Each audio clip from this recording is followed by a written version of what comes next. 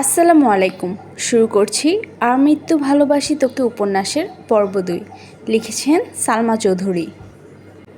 এত বছর পর নিজের রুমটা আশ্চর্যান্বিত নয়নে দেখছে আবির।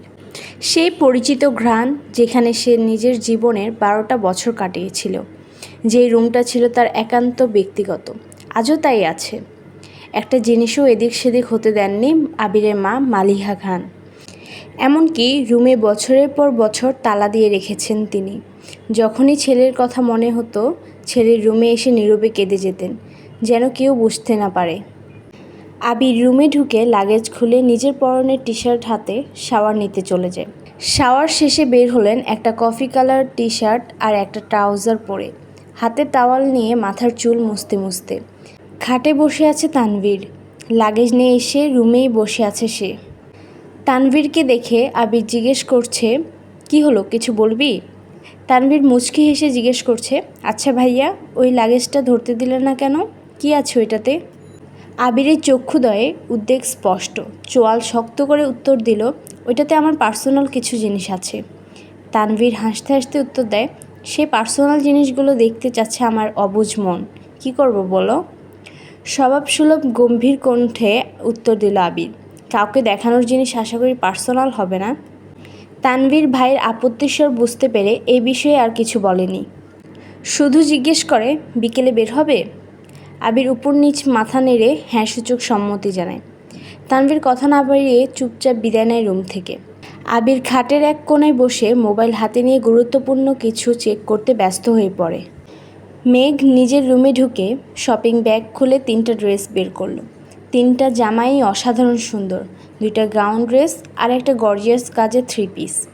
ল্যাপটপটাও খুলে দেখে তার প্রয়োজনীয় সকল অ্যাপ ব্রাউজার অলরেডি ল্যাপটপে সেট করা আছে। মেঘের দৃষ্টি যায় র্যাপিং পেপারে মোড়ানো বক্সের দিকে। র্যাপিং পেপার খুলতেই চোখে পড়ে 3টা উপন্যাসের বই, যেগুলোর উপরে ছোট একটা চিরকুটে লেখা, অ্যাডমিশনের পরে পড়বি। তার সাথে একটা ছোট বক্স, যেখানে এক বক্স রঙিন পাথর। মেঘের এই পাথরগুলো ছোটোবেলায় খুব পছন্দ ছিল। তার সাথে একটা আইফোন 13 প্রো ম্যাক্স মোবাইলের বক্স। ফোন দেখে মেঘের চক্ষু চড়ক গাছ। অনেকদিন যাবৎ মনের কোণে সুপ্ত ইচ্ছে ছিল একটা আইফোন কেনার, কিন্তু কাউকে বলার মতো সাহস হয়নি তার। এগুলো দেখে খুশিতে গদগদ হয়ে পড়েছে মেঘ। ইন্টার সেকেন্ড ইয়ারে পড়াকালীন মেঘের যখন কলেজ, প্রাইভেট, কোচিং সব মিলিয়ে ব্যস্ততার দিন কাটছিল, তখন তানভীর তার পুরনো একটা ফোন দিয়েছিল মেঘকে। সিমটাও ছিল তানভীরের। বাসার মানুষের বাহিরে শুধু 3 থেকে 4 জন বান্ধবীর নাম্বার ছিল সেই ফোনে। এমনকি স্যারদেরকেও নাম্বার দিতে নিষেধ করেছিল কড়া ভাষায়। তানভীর বরাবরই বোনের ব্যাপারে খুব সিরিয়াস।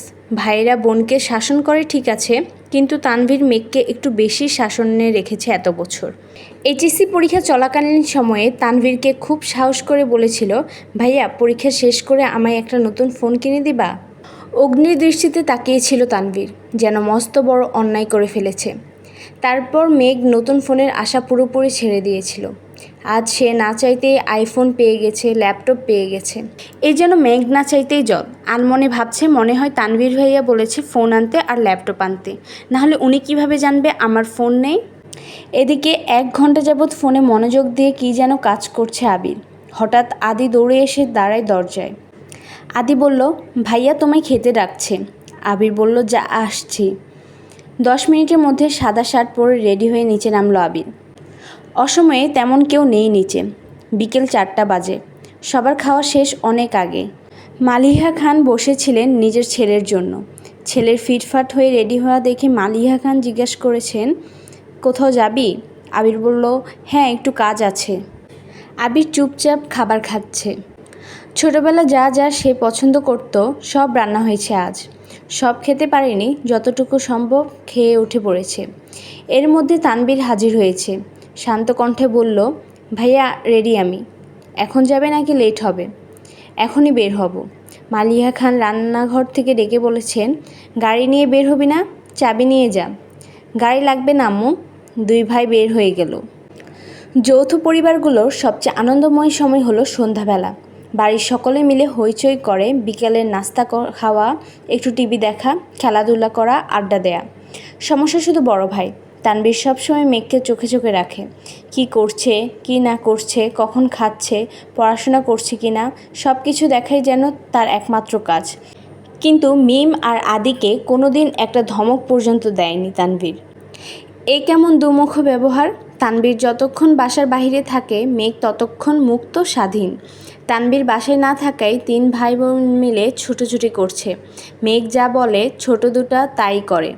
মেঘ আর আবিরের এখনও দেখা হয়নি। মেঘ কোচিং থেকে এসে রুমে যে ঢুকেছিল তার গিফট নিয়ে ব্যস্ততার কারণে সে সবেমাত্র রুম থেকে নিচে এসেছে। অন্যদিকে আবির বাসা থেকে চলে গেছে আরও 2 ঘন্টা আগে। মেঘ, মিম আর আদির ছোটাছুটি শেষ হয়েছে বড় আব্বু জনাব আলী আহমেদ খানের বাসায় প্রবেশ দেখে। আলী আহমেদ খান বাসায় ঢুকতে ঢুকতে নিজের স্ত্রী মালিয়া খানকে জিজ্ঞেস করলেন, আবির কোথায়? মালিহা খান উত্তরে বললেন, ও তো তানভীরকে নিয়ে বের হলো, বলল কি কাজ আছে। আলী আহমদ খান সোফায় বসতে বসতে মেঘের দিকে তাকিয়ে প্রশ্ন করলেন, পড়াশোনার কি অবস্থা আম্মু? মেঘ শান্ত সুরে উত্তর করল, আলহামদুলিল্লাহ ভালো বড় আব্বু। তবে কি? প্রশ্ন করলেন আলী আহমদ খান। আমার ফিজিক্স আর ম্যাথে একটু সমস্যা, কোচিংয়ের সাথে কুলোতে পারছি না, প্রাইভেটগুলোতে অনেকটা এগিয়ে গেছে। আলী আহমদ খান বললেন, ঠিক আছে, তোমার জন্য প্রাইভেট টিউটর নিয়ে আসবো, কাল বা পরশুর মধ্যেই ম্যানেজ করতেছি, তুমি চিন্তা করো না, মন দিয়ে পড়াশোনা করো আম্মু। তোমার ভাই তানভীর তো আমার কোনো কথা শুনে না, আর না শুনে তোমার আব্বুর কথা। কোথা থেকে মাথায় ভূত চেপেছে রাজনীতি করবে, পড়াশোনায় গুরুত্ব না দিয়ে রাজনীতিতে গুরুত্ব দিচ্ছে। তুমি পড়াশোনা করো ভালো করে, মেডিকেল অথবা ঢাকা বিশ্ববিদ্যালয়ে যেন চান্সটা হয়ে যায়। জি বড় আব্বু, চেষ্টা করব। খেয়েছো তোমরা? আলী আহমদ খান জিজ্ঞেস করলেন। এবার উত্তরটা মিম দিল, হ্যাঁ বড় আব্বু, খেয়েছি আমরা। ঠিক আছে, এখন রুমে গিয়ে পড়তে বসো। 3 ভাই বোন কোনো কথা না বলে 3 দিকে যার যার রুমে চলে যাচ্ছে। রাত 9টায় বাড়িতে ঢুকে আবির আর তানভীর খাবার টেবিলে খেতে বসেছেন 3 ভাই আর আদি। মিম, মেঘ কেউ নেই। রান্নাঘরে 3 যা খাবার রেডি করছেন। বিকেলে আবির সাদা শার্ট পরে বেরিয়েছিল। সাদা শার্টের 2-3 জায়গায় একটু একটু রক্ত লেগে আছে, আর আবিরের হাতে 3টা 1 টাইম ব্যান্ডেজ লাগানো। নজর পড়ে ইকবাল খানের। কিরে আবির, তোর হাতে কী হয়েছে? শার্টেই বা কিসের দাগ? একথা শুনে ছুটে আসেন মালিহা খান। কি হয়েছে আবির? বুকের ভেতর ছ্যাদ করে উঠেছে। একমাত্র ছেলের শরীরে একটা আঁচড়ও মা সহ্য করতে পারে না। আবির, তেমন কিছু না, একটু লেগেছিল, ঠিক হয়ে যাবে, চিন্তা করো না। আর কথা না বাড়িয়ে সিঁড়ির দিকে চলে যায় আবির। আলী আহমদ খান ছেলের দিকে তাকিয়ে প্রশ্ন করেন, খাবে না? না বু, বিকেলে খেয়েছি, খিদে নেই। এই বলে রুমের দিকে চলে যায় আবির। আবিরের কণ্ঠ শুনে মেঘ রুম থেকে বের হয় তাড়াতাড়ি। এতগুলো গিফট দিল, অবশ্যই ধন্যবাদ জানানো উচিত। 7 বছরে ভাইয়ের মুখটাও দেখেনি সে। কিন্তু মেঘ রুম থেকে বের হতে হতে আবির রুমে ঢুকে পড়েছে। মেঘের চোখে মুখে নীরবতা। নিচে গিয়ে সবার সাথে খেতে বসে। তানভীরও খেতে বসেছে হাত মুখ ধুয়ে। ইকবাল খান তানভীরের উদ্দেশ্যে বলে, তুই তো ছিলি আবিরের সাথে, কি হয়েছে বল? তানভীর বলল, চাচু আমি তো ভাইয়ার সাথে বের হয়েছিলাম, কিন্তু পরে আমি পার্টি অফিসে চলে গিয়েছিলাম, তাই সঠিক জানি না। মেঘ যেন কিছুই বুঝতে পারছে না। বাড়িতে এসেছে 7 থেকে 8 ঘন্টা হয়ে গেছে মানুষটার, অথচ সে এখনও দেখেইনি তাকে। তার মধ্যে আবার কি অঘটন ঘটিয়ে ফেলেছে? সে শুধু চাচু আর ভাইয়ের মুখের দিকে তাকাচ্ছে বারবার। আলী আহমদ খান গম্ভীর স্বরে তানভীরকে বললেন, সে তো তোমার ভাই কম বন্ধু বেশি, তাকে বলে দিও কোনো প্রকার মারপিট আর রাজনীতিতে যাতে না জড়ায়। আর এটাও বলে দিও তাকে, তার বয়সটা কিন্তু আমিও পার করে এসেছি। তাকে দেশে এনেছি মারপিট করার জন্য না, আমাদের ব্যবসার হাল ধরার জন্য। তানভীর বলল, আসলে বড় আব্বু সামান্য হাত কেটেছে ভাইয়ার। আলী আহমদ খান বলল, থাক, আমায় কিছু বোঝাতে হবে না, কোনটা মারপিটের কাটা আর কোনটা কেটে যাওয়া আমি তা বুঝি।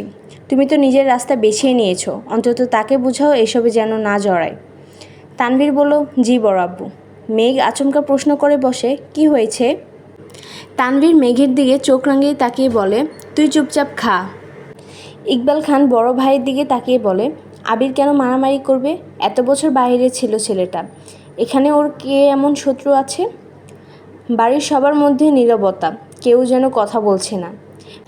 মেঘ মনে মনে ভাবছে, আবির ভাইয়া মারপিট করেছে, কিন্তু কেন? এত বছর ভাবতাম আমার ভাই পচা রাজনীতি করে, আমার ভাই শাসন করে, কিন্তু আবির ভাই তো দেখা যাচ্ছে পুরাই হিটলার।